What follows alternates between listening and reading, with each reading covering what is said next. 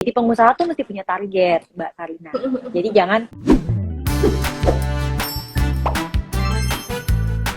gimana pengelolaan saat kita rugi gitu, Mbak? Adakah hal-hal khusus gitu yang perlu kita lakukan? Jadi pada saat kita mengelola usaha itu kan pada prinsipnya kita akan melihat profit dan juga kerugian, ini adalah laba rugi, dan yang kedua kita melihat cash flow-nya. Jadi kalau dibilang mungkin nggak sih di bulan tertentu tuh kita rugi, mungkin aja, tapi setahunnya mungkin untung gitu pada saat disetahunkan, jadi 12 bulan untung. Nah, yang sebenarnya bikin kita deg-degan itu kan adalah cash flow-nya. Jadi orang banyak yang khawatir, wah ini gimana nih kalau misalnya lagi minus, gimana mau bayar gaji karyawan, misalnya kayak gitu. Nah itulah kenapa harus dibedakan.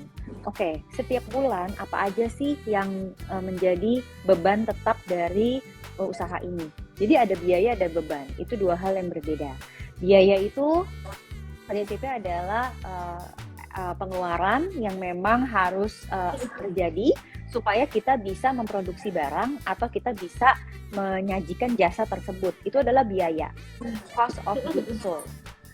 Itu hanya akan timbul bila mana kita produksi atau kita menyajikan jasanya. Oke. Tapi ada beban-beban yang terlepas kita produksi atau enggak, itu pasti ada terus tiap bulan. Apa tuh contohnya?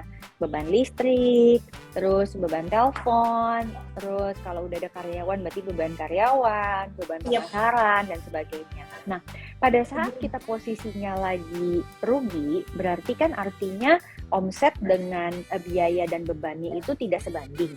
Nah, kita bisa berhemat. Kita berhematnya di mana?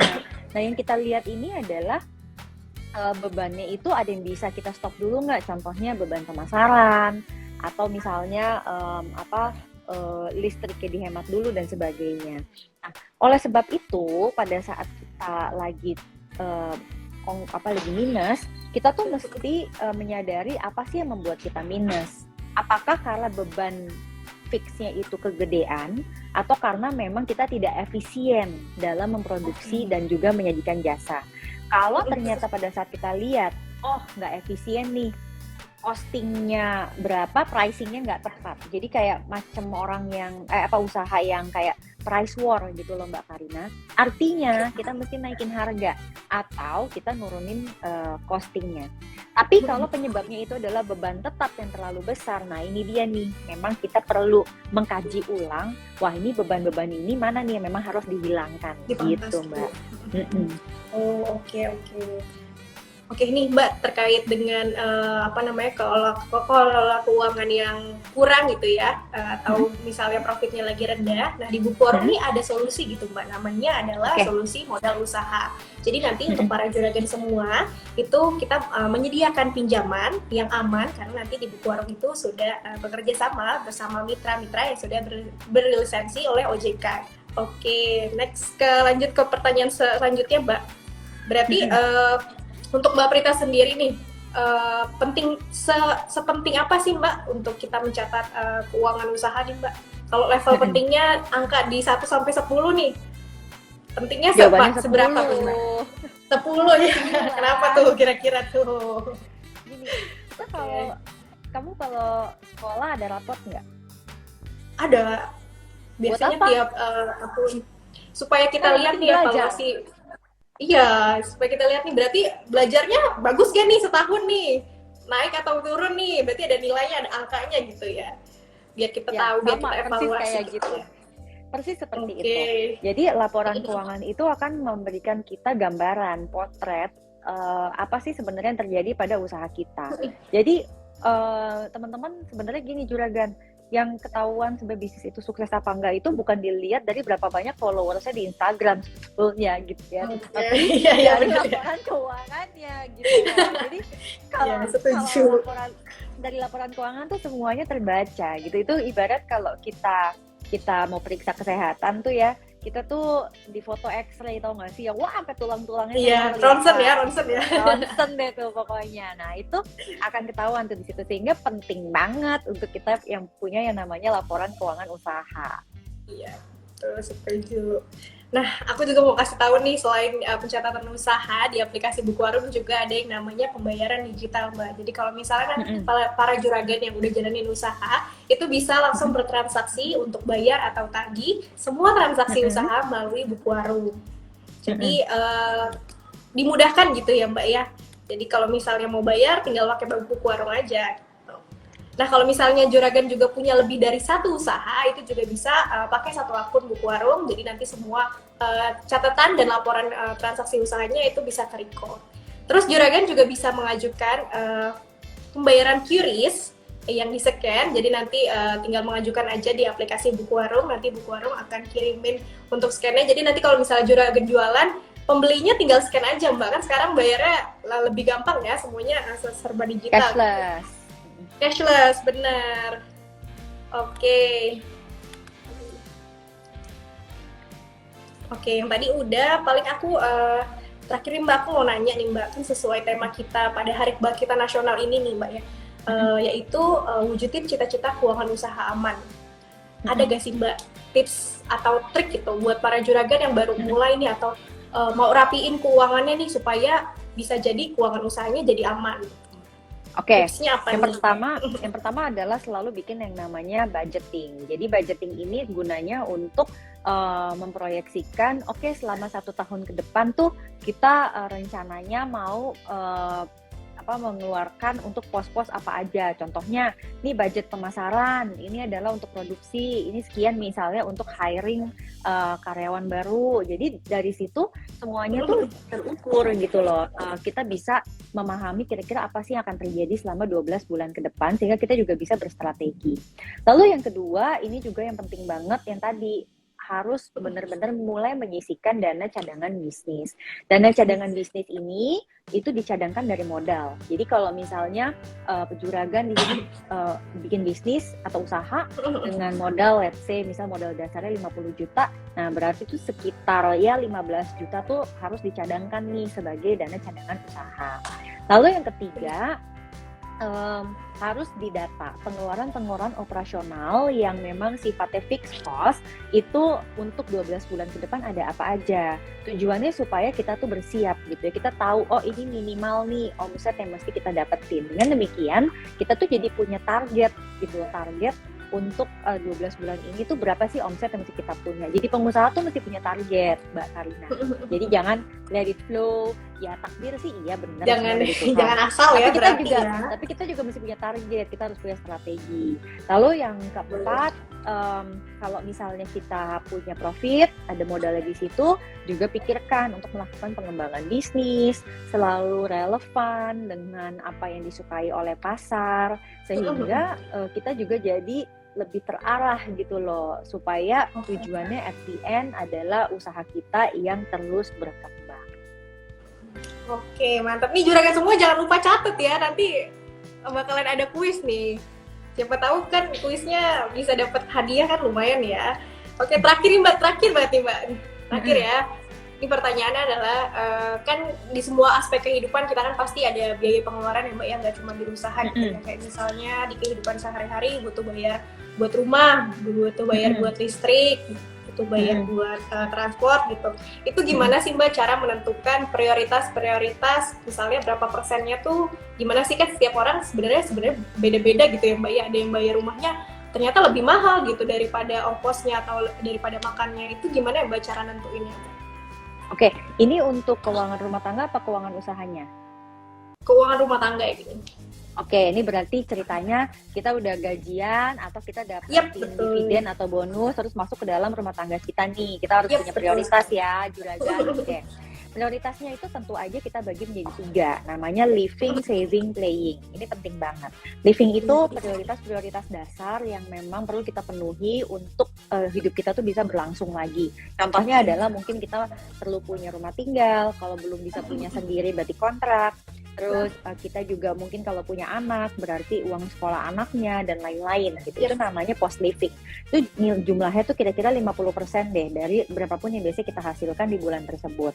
Terus kita juga mesti ingat nih, sebagai pengusaha itu kan nggak ada yang menjamin nih hidup kita sampai dengan pensiun. Maka kita perlu saving supaya di masa kita udah nggak bisa produktif tuh kita punya tabungan yang memang bisa menyokong hari tua kita. Dan kembali lagi aku ingatkan, sebagai pengusaha itu tuh nggak ada yang ngurusin kita.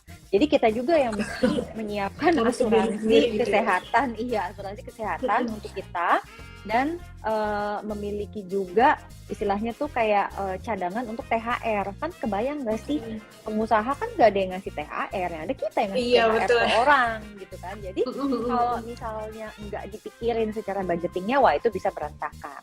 Lalu yang terakhir adalah playing. Nah, namanya pengusaha itu juga perlu refreshing. Nah, ini dia nih menariknya. Kalau pengusaha refreshing, pertanyaannya usahanya siapa yang jalanin? Kalau kita masih sendirian, ya berarti kan biasanya usahanya tutup tuh, untuk sementara. Warungnya tutup, gitu kan. Bisa nggak untung. Nah, kalau misalnya terpaksa tutup warung karena kita mau refreshing, itulah kenapa mesti punya rekening playing, supaya kita tuh emang udah bersiap gitu loh. Oh, kita mau rehat dulu seminggu, ya udah nggak apa-apa warung liburan gitu ya, jalan-jalan. Tapi kita udah punya uang nih untuk mengcover selama seminggu tersebut. Oke. Berarti kalau misalnya udah gajian, udah nentuin gajian dari usaha gitu ya, harus pisahin lagi gitu ya posnya ya Mbak ya, untuk kehidupan sehari-hari. Yang tadi yang Mbak Prita bilang ada living, saving, sama playing. Jadi udah ada posnya sendiri-sendiri nih, nggak ngambil-ngambil pos-pos yang lain. Jadi semua keuangannya dapat berencana gitu ya Mbak ya. Oke. Oke, ini kita udah masuk ke sesi pertanyaan Mbak. Jadi aku bakalan bacain 2 pertanyaan dari Juragan semua nih yang udah nanyain dari tadi nih. Nanti bakal dijawab sama Mbak Prita. Jadi aku bacain pertanyaan pertama ya Mbak ya. Ini dari data Bin Taike. Pertanyaannya adalah, kapan nih Mbak saat yang tepat bagi kita sebagai karyawan yang juga perintis usaha untuk memutuskan resign dan fokus ke usaha aja nih Mbak? Tuh, silakan Mbak. Oke, berdasarkan pengalaman aku pribadi dan juga ilmu teori yang aku peroleh sebagai seorang financial consultant, kapannya itu adalah saat kamu siap. Siap apa? Siap mental dan finansial. Oke, siap finansial dulu nih yang paling gampang kita bahas. Ukurannya adalah kita bisa memenuhi kebutuhan hidup kita untuk rumah tangga kita selama 12 bulan ke depan, berarti kita siap secara finansial. Siap secara mental apa? Siap secara mental adalah kita sadar betul bahwa mindset kita bukan sebagai karyawan. Kita nggak boleh tuh menuntut kayak, oh pokoknya saya tiap bulan harus dapat segini ya. Karena pada saat kita berubah menjadi seorang pengusaha, maka mindset kita itu adalah mindset untuk pertama bertahan dulu, dan setelah bertahan kita maju ke depan. Nah, kalau Anda udah punya kesiapan dalam 2 hal itu, secara finansial dan juga secara mental, maka sebenarnya kita udah siap untuk beralih 100% sebagai seorang pengusaha. Oke. Berarti mentalnya harus dikuatin dulu ya Mbak ya. Pertama kita harus bertahan kalau misalnya kita jadi pengusaha, baru habis itu langsung maju ke depan, nggak bisa langsung maju ke depan gitu ya Mbak ya. Ya, misalnya pun bisa, itu nggak terus-menerus lah. Jadi itu yang mesti dipahami. Kalau jadi karyawan itu mindsetnya adalah, oh terus-menerus hidupnya tuh kayak inilah, seapes-apesnya hidup kita di tanggal 20 nih, tanggal 25 kita gajian. Tapi kalau pengusaha, seapes-apesnya hidup kita tanggal 20, 25 juga belum tentu baik. Belum tentu ya. Karena bisa dibilang pendapatan untuk karyawan tuh kan udah pasti gitu ya Mbak ya, dinamis. Kalau misalnya kita jadi usaha itu fluktuatif, naik turun. Misalnya bulan ini naik, terus bulan ini turun. Nah itu bingung ya Mbak ya. Berarti kan mentalnya udah kuat dulu nih untuk jadi pengusaha. Oke, ini pertanyaan kedua Mbak, lanjut ya Mbak ya. Pertanyaan kedua dari Rizka Martavia. Kak Prita, bagaimana seorang sandwich generation bisa mewujudkan cita-cita keuangan usaha yang aman? Waduh, sandwich generation. Mungkin ada beberapa yang nggak tahu nih Mbak Juragan tentang sandwich generation. Mungkin bisa diceritakan dulu nih. Generasi sandwich itu sebenarnya istilah bahwa kita ini menjadi tulang punggung keluarga yang cukup besar.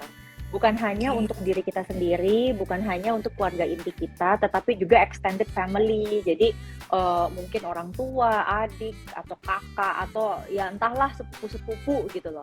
Nah sekarang gimana sih keuangan usahanya bisa sehat? Sebenarnya ini 2 hal yang terpisah nih, antara keuangan usaha dengan keuangan pribadinya dia. Prinsipnya kalau keuangan usaha, ya dia gajian. Jadi artinya gini, dia harus disiplin untuk pada saat nih keluarga besarnya misalnya ada yang butuh uang, terus lihat oh di kas usaha lagi banyak banget tapi sebenarnya gaji dia nggak segitu, itu harus disiplin nih untuk nggak ngambil uangnya. Terus apa namanya, kalau misalnya dia itu perlu melakukan ambil pinjaman, ya berarti dia harus mengambil pinjaman dengan perhitungan yang matang. Tujuannya supaya dia mampu membayar cicilannya. I see, oke. Oke, baik. Nah, berarti itu udah terjawab ya untuk teman-teman yang tadi nanya tuh sandwich generation. Jadi nggak usah khawatir ya. Berarti harus memisahkan dulu nih antara pengeluaran untuk dari usaha sama pengeluaran untuk keluarga ya, Mbak ya. Ya. Oke. Ini karena masih ada beberapa waktu nih, Mbak, untuk kita live hari ini. Mungkin aku pilihin 2 pertanyaan lagi gitu ya, Mbak ya. Oke. Oke, ini aku lihat dulu di sesi kolom komentar.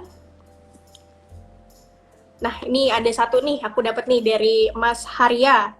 Mas Harya di Husni. Mbak Prita, jika usaha kita awalnya itu menggunakan dana pinjaman, gimana sih cara kita mengelolanya untuk meningkatkan supaya kita bisa untung, meningkatkan laba itu gimana tuh, Mbak? Oke. Kan modal usaha itu kan sebenarnya bisa diperoleh dari uang sendiri, bisa juga diperoleh dari suntikan modal pengusaha lain, dan bisa jadi pinjaman. Nah, yang paling beresiko tinggi itu kan sebenarnya pinjaman, karena kalau pinjaman itu ada kewajiban untuk membayarkan gitu ya, dan ada bayar cicilan.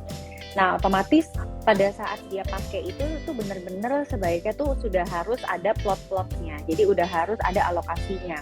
Nah, biasanya tuh dari uang yang kita peroleh, kita tuh bagi jadi 3 tuh. Ada yang namanya modal investasi awal, jadi dia mungkin beli-beli alat, dan dari alat itu akhirnya dia bisa produktif. Yang kedua ada yang namanya modal kerja, jadi ini biasanya akan habis setelah 1 cycle produksi. Dan yang terakhir adalah modal operasional. Nah, aku saranin banget kalau dia mau ngambil pinjaman, itu benar-benar harus dihitung supaya efisien. Aku paling bilang paling bahaya ya kalau orang ngambil pinjaman tanpa dia menghitung, jadi cuma kayak rasa-rasa pinjem deh misalnya sekian juta kira-kira tapi gitu dia belum dia belum bikin alokasinya nih. Jadi saran aku malah dibalik, harus bikin alokasinya dulu, jumlahin, baru ketahuan oh saya perlu minjem segini. Oke, jadi kalau misalnya mau minjem juga harus ada hitung-hitungannya ya, Mbak ya, jangan minjem yang kira-kira bisa bayar nih, kira-kira nggak bisa ya pakai rumus kira-kira ya, Mbak ya, harus ada hitung-hitungannya ya, Mbak ya. Oke, terakhir nih, Mbak, nih untuk pertanyaannya dari juragan semua, dari Ekalis 26 nih, Mbak. Kalau misalnya kita jalanin usaha, apa yang bisa kita lakukan, Mbak? Kalau misalnya kita dapat uang ekstra atau keuntungan gitu dari usaha yang dimiliki di luar dari biaya pengeluaran yang kita udah bayarkan gitu per bulannya. Iya kan, berarti kan di sini dia bilang bahwa dia ada keuntungan. Kalau ada keuntungan ya berarti keuntungannya itu kan memang sebaiknya diputerin lagi nih dalam usaha yang sama, atau bisa juga jadi modal untuk usaha yang lain, karena zaman sekarang kan kalau orang punya usaha kecil ya, rumahan atau apa tuh bisa macam-macam kan gitu. Kayak contoh misalnya kemarin 2 tahun yang mungkin tadinya usahanya usaha makan, terus lihat ternyata bisnis masker atau alat kesehatan menarik nih, terus dia pakai nih gitu. Dia pakai nih keuntungannya untuk diputerin ke modal usaha lain, itu nggak apa-apa juga gitu loh. Jadi dia di situ sebenarnya lagi membagi resiko usahanya. Kalau ternyata nih sekarang kalau ada pelonggaran aturan pakai masker, terus istilahnya jadi berkurang nih yang belanja gitu, ya berarti dia coba cari ya bisnis atau usaha lain, cari yang tren gitu. lagi gitu ya. Betul. Jadi itu mungkin cara-cara kita untuk memutarkan keuntungan yang kita peroleh. Oke, jadi kalau misalnya ada untung itu jangan boros ya, jadi kita puterin terus ya biar usahanya makin berkembang, cari tren yang lagi ada di pasar, jual gitu ya, Mbak ya. Oke, ini menarik banget nih sesi kita hari ini nih, Mbak. Oke, kita udah ada di sesi, sebelum kita masuk ke sesi kuis nih, di closing, Mbak. Ada gak nih, Mbak, nasihat atau wejangan buat juragan semua untuk supaya keuangannya tuh jadi aman gitu, Mbak? Yang bisa diingat gitu. Yang pertama ya, untuk bisa membuat keuangan usaha kita aman, maka kita harus melakukan yang namanya pencatatan keuangan usaha. Pencatatan keuangan usaha ini tidak perlu menjadi seorang ahli keuangan, karena sekarang juga udah banyak sekali aplikasi, contohnya seperti Buku Warung yang bisa membantu juragan semua. Terus yang kedua, kita tuh harus disiplin dalam mengalokasikan pos-pos biaya dan juga beban dari usaha kita. Tujuannya supaya target profitnya itu bisa tercapai. Dan yang terakhir, pada saat memang keuangan usaha kita, misalnya mendapatkan keuntungan, berarti kita juga harus disiplin dalam memutarkan kembali ke dalam usaha lain, dan berapa banyak yang memang akan digunakan untuk dibagi keuntungannya kepada pemegang saham atau pemilik usahanya. Nah, nanti teman-teman dapetin itu sebagai pemilik usaha, jadi dapat bonus gitu ya. Nah, itu harus dikelola dengan baik nih di dalam rumah tangganya. Tujuannya supaya bukan hanya keuangan usaha kita yang aman, tetapi keuangan rumah tangga kita juga aman. Waduh, mantap sekali nih Mbak nih. Ini kita udah ada di penghujung acara nih Mbak.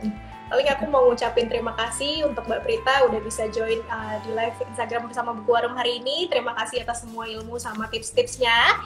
Semoga kita bisa bekerja sama kembali. Semoga kita bisa ketemu lagi Mbak Prita. Dan sukses selalu, sehat-sehat buat keluarga semua ya Mbak Prita ya.